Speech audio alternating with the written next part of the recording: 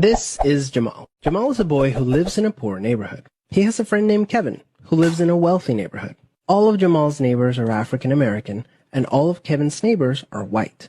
This is mostly funded by property taxes. His school is not very well funded. His classrooms are overcrowded, his teachers are underpaid, and he doesn't have access to high-quality tutors or extracurricular activities. Kevin's school district is also funded by property taxes, so his school is very well funded. His classrooms are never crowded, his teachers are very well paid, and he has access to high-quality tutors and lots of extracurricular activities. Kevin and Jamal live only a few streets away from each other. So how come they're growing up in such different worlds with such different opportunities for success? The answer has to do with America's history of systemic racism. To understand it better, let's look at what life was like for Kevin and Jamal's grandparents. Decades after the Civil War, many government agencies started to draw maps dividing cities into sections that were either desirable or undesirable for investment. This practice was called redlining, and it usually blocked off entire black neighborhoods from access to private and public investment. Banks and insurance companies used these maps for decades to deny black people loans and other services based purely on race. Historically speaking,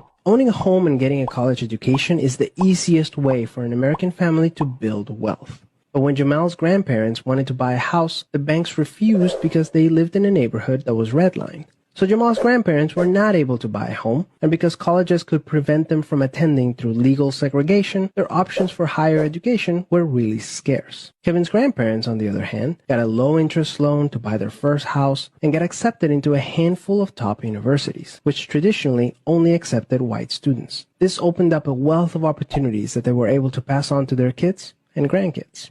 Even as late as the 1980s, an investigation into the Atlanta real estate market showed that banks were more willing to lend to low-income white families than to middle or upper-income African-American families. As a result, today, for every $100 of wealth held by a white family, black families have $5.04. A 2017 study confirms that redlining is still affecting home values in major cities like Chicago today. This explains how Kevin and Jamal inherited vastly different circumstances. Unfortunately, the story doesn't end there. A big part of systemic racism is implicit bias. These are prejudices in society that people are not aware that they have.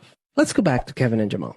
Against all odds, Jamal manages to be the only student from his high school to get accepted into a great university, the same one that Kevin and his high school friends are attending. But after Kevin and Jamal both graduate, Jamal notices that his resume isn't drawing as much interest as Kevin's, even though they graduated from the same program with the exact same GPA. Unfortunately for Jamal, studies show that resumes with white-sounding names get twice as many callbacks as identical resumes with black-sounding names. Implicit bias is one of the reasons why the black unemployment rate is twice the rate of white unemployment, even among college graduates today. You can see evidence of systemic racism in every area of life. The disparities in family wealth, incarceration rates, political representation, and education are all examples of systemic racism. Unfortunately, the biggest challenge with systemic racism is that there's no single person or entity responsible for it, which makes it very hard to solve. So what can you do? The first thing you can do is work towards becoming more aware of your own implicit biases. What are some prejudices that you might hold that you're not aware of? Second, let's acknowledge that the consequences of slavery and Jim Crow laws are still affecting access to opportunity today. As a result, we should support systemic changes that create more equal opportunities for everyone. Increasing public school funding and making it independent from property taxes would be a great start, so that poor and wealthy districts can receive equal access to resources.